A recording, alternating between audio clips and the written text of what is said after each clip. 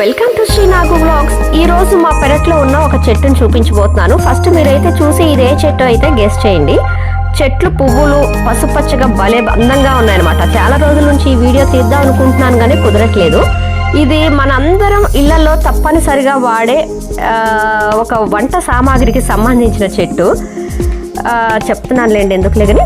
ఇది వచ్చేసి ఆవాల చెట్టు. ఎలా పడిందో కూడా మాకు తెలియదు. ఇంట్లో మాత్రం చాలా ఆవాల చెట్లు పడిపోయాయి.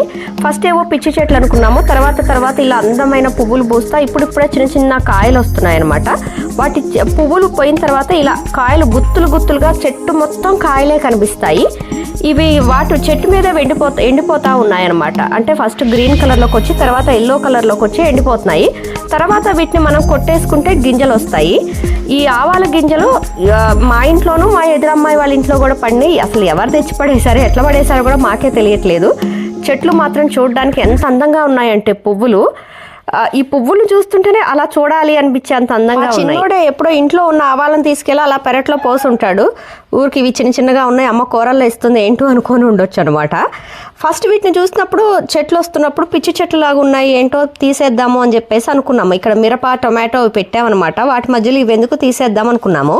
కాకపోతే ఒక అమ్మమ్మ చెప్పింది, ఇవి ఆవాలు ఉంచండి, మంచిగా చాలా ఆవాలు కూడా వస్తాయి, ఒక్కొక్క చెట్టుకి చాలా గింజలు వస్తాయి అని చెప్పేసి అంది.